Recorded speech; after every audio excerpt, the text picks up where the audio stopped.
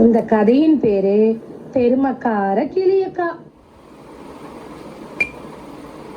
Hello குட்டீஸ், இப்போ நம்ம ஒரு கதையை பார்க்க போகிறோம். அது என்னன்னா, ஒரு ஊரில் ஒரு பெரிய ஆலமரம் இருந்துச்சு. அதில் நிறைய பறவைகள் வாழ்ந்துட்டு இருந்துச்சு. அந்த பறவைகள்லாம் எவ்வளோ சந்தோஷமாக பறந்துக்கிட்டு பாடிட்டு இருக்காங்கன்னு நீங்கள் பாருங்க.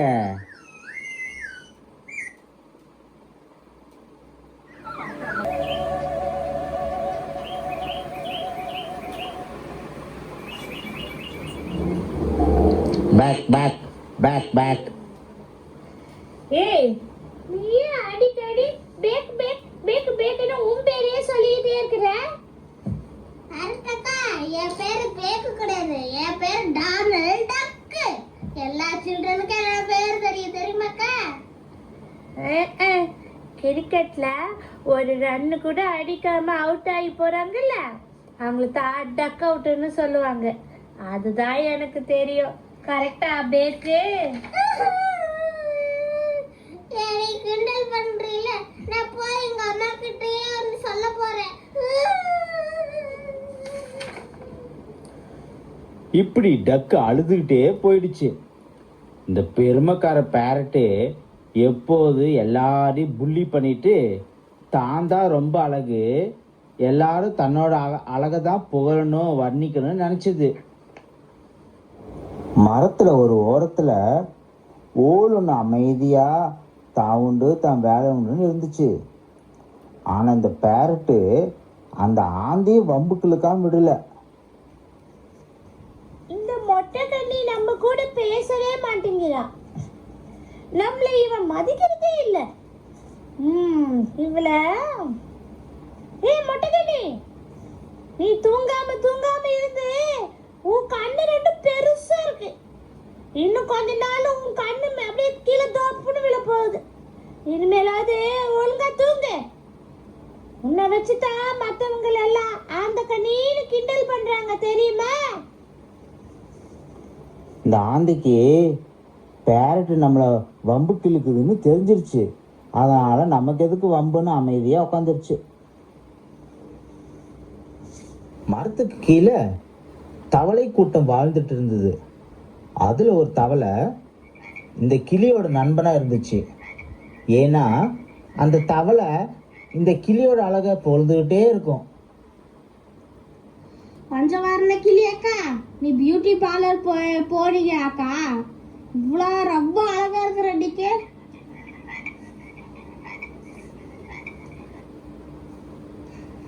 இல்ல எனக்கு எப்பவுமே என்னோட ஃபெதர்ஸ் வந்து அப்படியே சில்கியா, ஸ்மூத்தா, ஷைனிங்கா, கலர்ஃபுல்லா இருக்கும். ஆனா உன்னோட ஃபேஸ் பாரு, சுடுதண்ணி ஊத்தி கொப்பள வந்த மாதிரியே இருக்கு. பார்க்கவே அருவருப்பா அன்னீசியா இருக்கு. நான் உங்ககிட்ட இனிமேல் ஃப்ரெண்டாவே இருக்க மாட்டேன்.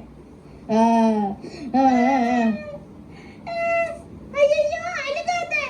நீ அழுதிட்டா வாய் தான் தெரியுது, மூஞ்சி பூரா. உன் நாக்கு வேற ஒரு அடி தூரத்துக்கு போகுது. அம்மா பார்க்க முடியல. இந்த மரத்தில் வயதான கழுகு ஒன்று இருந்துச்சு. அங்குள்ள எல்லாரையும் பாதுகாத்து அதுதான் ப்ரொடெக்ட் பண்ணிக்கிட்டு இருந்துச்சு. ஒரு நாள் எல்லாத்தையும் பார்த்து, நண்பர்களே, நமக்கு ஒரு ஆபத்து வரப்போகுது. வேற அந்த ஹண்டர் இருக்கான்ல, அவன் நம்ம ட்ரீயை நோட்டீஸ் பண்ணுறத நான் பார்த்துட்டேன். அதனால் ஃப்ரெண்ட்ஸ், ரொம்ப ஜாக்கிரதையாக இருக்கணும். நீங்கள் வெளியே போகும்போது கேர்ஃபுல்லாக இருங்க. கழுகு பெருசா அட்வைஸ் பண்ண வந்துருச்சு. ஆமா, நீ குளிக்கிறதே இல்லையா? ஒரே டர்ட்டியா இருக்க. உன் கலரே இப்படிதானா? பக்கத்துல வராத, ஒரே சென்ட் ஃபேக்டரியா வச்சிருக்கியாட்டுருக்கு. ஒரே நாத்தம். 2 லைபாய் சோப்பு போட்டு குளி, அப்பவாது நாத்தம் போகுதான்னு பார்க்கலாம். இப்படி கிளி அந்த ஈகிள் சொல்கிறத சீரியஸாக எடுத்துக்காம அசட்டையாக பேசி கழுகியை விரட்டி விட்டுருச்சு.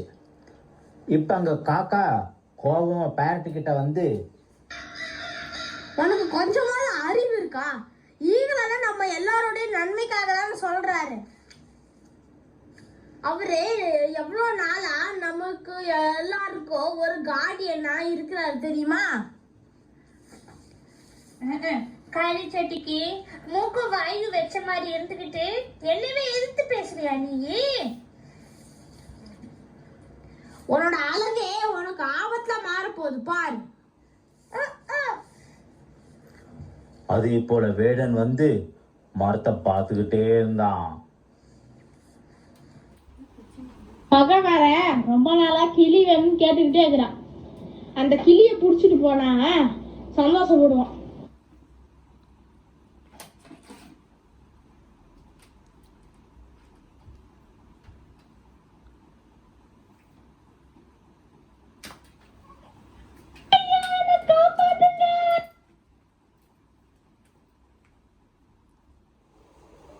சில மாதங்கள் கழித்து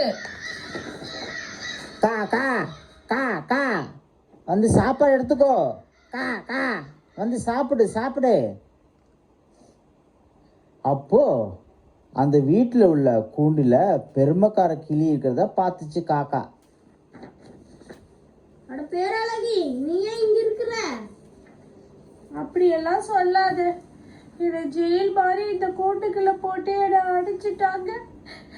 என்னோட ஃபெதர்ஸ் எல்லாம் கட் பண்ணிட்டாங்க. நான் பறந்துடக்கூடாதுன்னு என் அழகே போயிருச்சு. ஆமா, கரெக்ட். யாராவது என்னைய பிடிப்பாங்களா? எந்த ஹண்டரும் என்னைய பிடிச்சு கூண்டுக்குள்ள அடைக்க மாட்டாங்க. அப்படி ஒரு அழகு நான். ஆனாலும் இந்த மனுஷனுங்க எனக்கு விருந்து வச்சு என்னைய மாதிரியே கத்தி பேசி சாப்பிட கூப்பிடுறாங்க. ஆமா, ஆனா என்னைய அவங்கள மாதிரியே பேச சொல்லி என்னை கஷ்டப்படுத்துறாங்க. என் அழகே எனக்கு ஆபத்தா வந்துருச்சு. நான் நம்ம ஃப்ரெண்ட்ஸ் எல்லாம் எவ்வளோ கேலி பண்ணி புள்ளி பண்ணி அவங்க மனசை கஷ்டப்படுத்திட்டேன்னு எனக்கு இப்போதான் என் தப்பு எனக்கு புரியுது.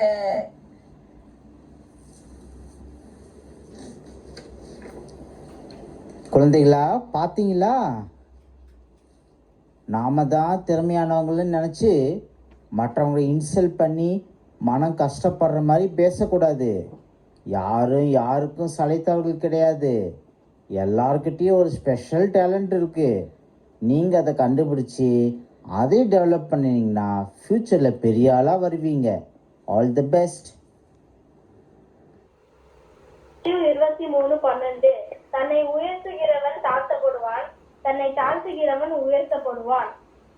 Matthew 23:12 For those who exalt themselves will be humbled, and those who humble themselves will